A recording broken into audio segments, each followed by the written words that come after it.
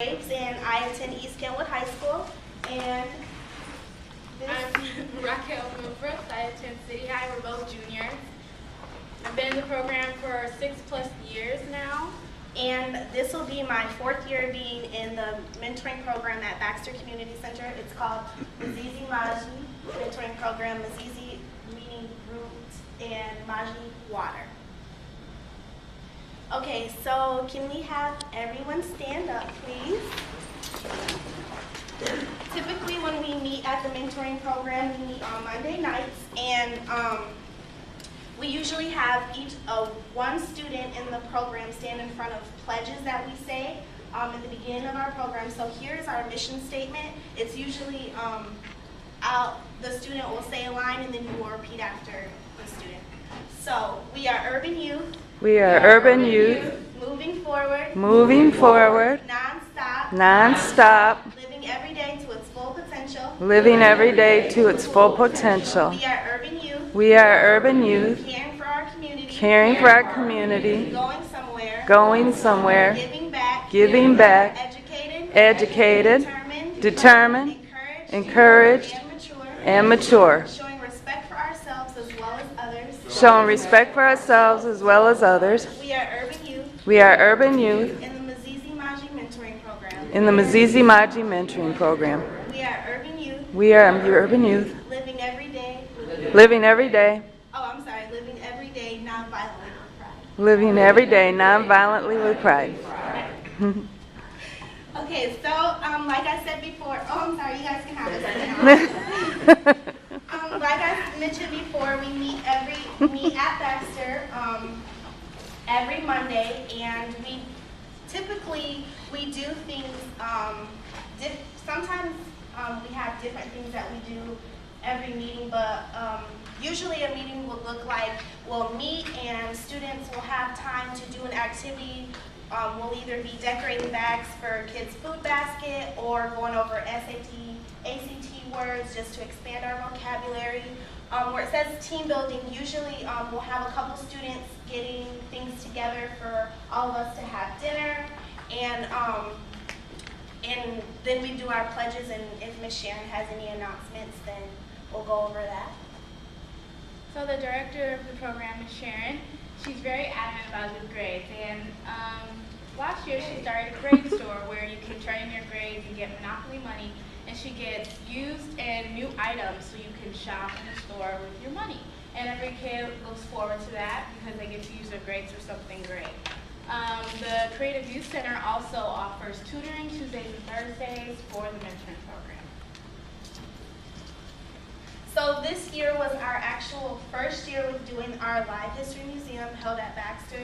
And what that was each student in the mentoring program was able to pick someone from history that influenced or impacted history in some kind of way, a little known Black history person, and they got to showcase that person one night at the mentoring program. It was held in the gym at Baxter, and so everyone in the community was invited to come, and you are that person for that evening in that time period. So it was really interesting because a lot of the students were talking and they didn't know anything about technology because they didn't have it back then. So we did that, and right here, over here is 2 of the boys who actually won in the contest of who did their character best, basically. We also team up with GRCC with their Culinary Arts Kessia Institute, and we go there for etiquette lessons. The students at the Culinary Arts Center teach us how to fine dine. We have this fabulous dinner laid out for us, and I love it because it's great food. And we actually get to use our etiquette at the Baxter Gala, a fundraising event for Baxter, where each student can use their etiquette and look forward to it. We both attend lots of ceremonies and awards, so we use this often, and it prepares us for our future, interviews and professional occasions. So, one of the components of our mentoring program is, it's called 3.0 Gets to Go, and Ms. Sharon just kind of made it up this one day. She's like, I really just want to take these students and just go travel. So it's called Education Through Travel, and here are some of the trips that we went on, and students have to maintain a 3.0 throughout the school year, and then you qualify to go on one of the following trips, and it kind of goes in order of age. So the first, a younger age would go to the first couple trips up here, and then as you get older, you earn some of the larger trips down below. Our first trip that you attend is North Buxton in Windsor, Ontario. It's an African-Canadian historical site. This history is preserved with 6 generations there, and they have a museum, they have a house, or what it looks as to be like a little cabin, but so we really enjoyed this one. This trip is more educational.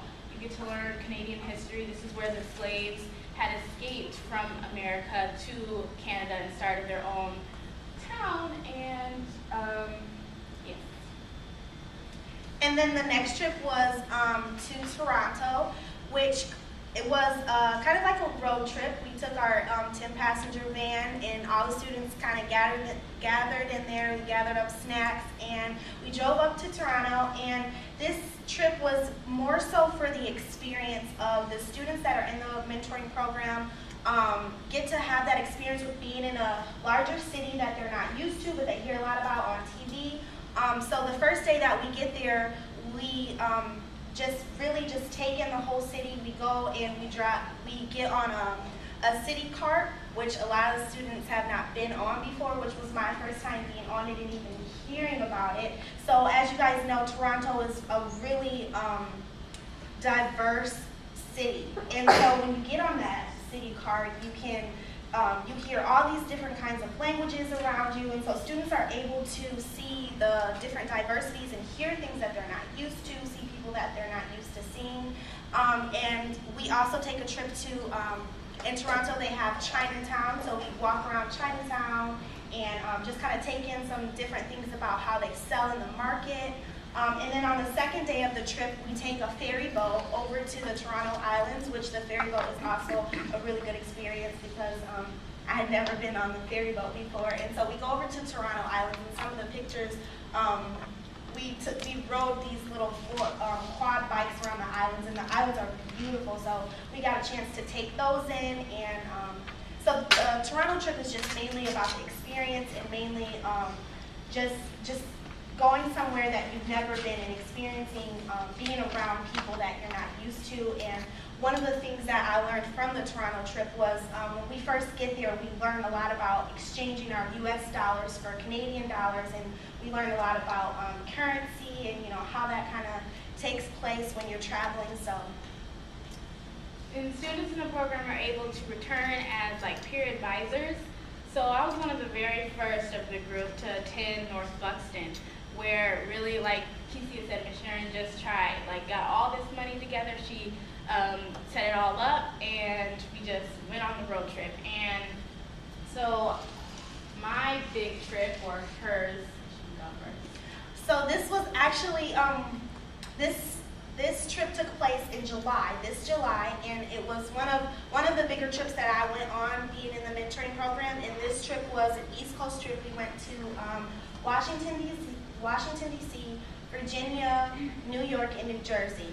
So the trip was 10 days, and this trip really, I don't want to say changed my life, but it really just opened my eyes to a lot of things, because going into my junior year this year, one of the big things for the trip was college tours. So when we got to Virginia, we got a chance to go see Hampton University, which it was very good for me because it opened my eyes to colleges that I had heard about or maybe read about, and it just really helped me to be able to get prepared this year and open my eyes to, like I said, different options that I have. So we visited Hampton University and Princeton University, Alvin Ailey School of Dance, and Howard University. And with this trip, when we were in Washington, D.C., of course, we got to see a lot of the monuments and take pictures. We actually got to go into the Capitol, and they have a little museum in there, learn about government and fun facts about that. And then when we were also on the trip, we do got to see some other famous places, like famous restaurants, Ben's Chili Bowl, and things like that. So the trip was really, for me, it was really, really rich because it was so much to take in the 10 days. I mean, we would get up and just, okay, we have to go here, we have to go here. And then one of the things, too, I learned about was navigating.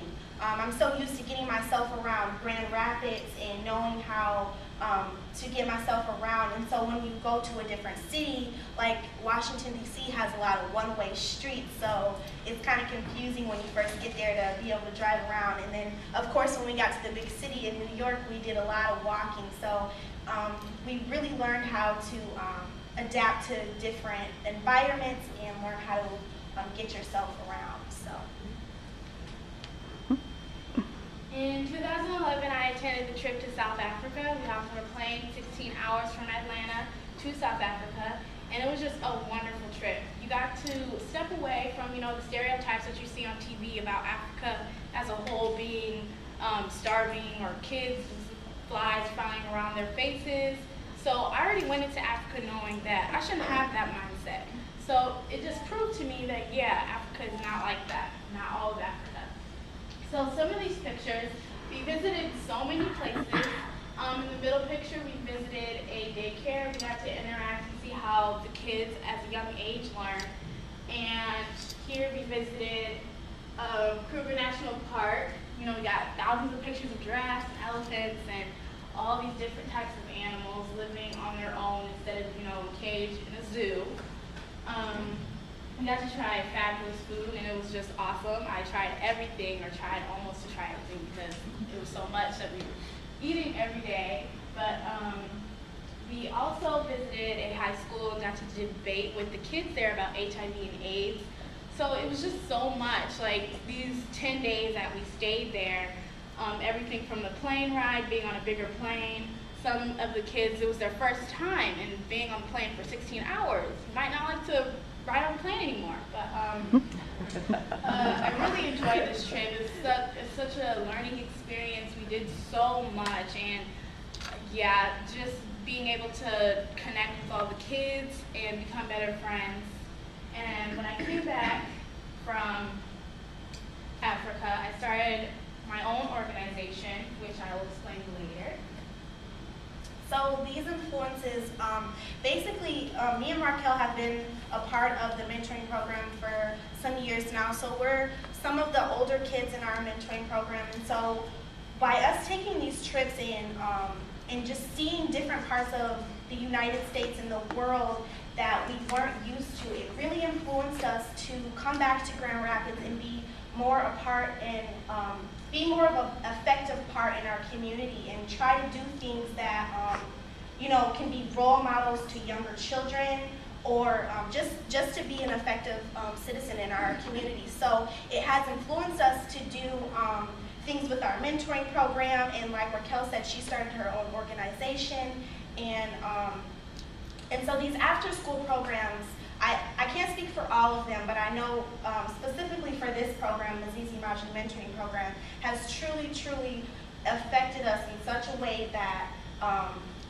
we can go out there and talk to people and get to know different kinds of people, networking, and just, like I said, just being effective. So this program has really, I guess I don't want to say changed my life, but it really has done some really great things and gave me lifelong skills, and Ms. Sharon helps us to get connected with different people in the community. So these after-school programs are really, really important, and they're really necessary, I believe so.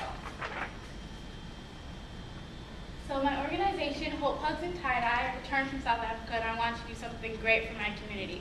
I just sat down one day and I picked out a name, a mission statement, I got it together.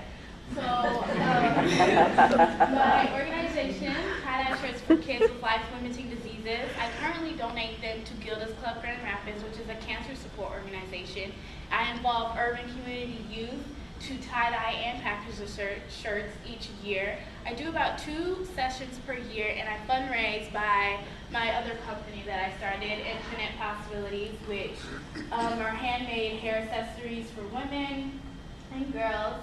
hair bows, hair flowers, and infinity scarves. So it's just like a lot of bold colors that I wanted to do. There's infinite amount of fashion in your life. So my biggest dream for my organization is to get involved with a lot of different programs and connect with other teenagers my age, so I can pick them out and see, will they be able to do the job that I can or that I do, fundraise, and then start these sessions each year, so that I'm not only donating to just Grand Rapids or have to send out the shirts to other hospitals, but that the kids can be involved and Hope Hugs and Tie-Dye can just spread around the United States or Michigan first. So, like Raqhelle mentioned, just getting kids involved. So this mentoring program that we attend really gets the students involved in our community and gets them excited. We have these incentives to do well in school, and that's why I truly believe that after-school programs are important, because it gives children that incentive to and that encouragement just to continue to do well in school. So thank you guys so much for listening. That's our presentation.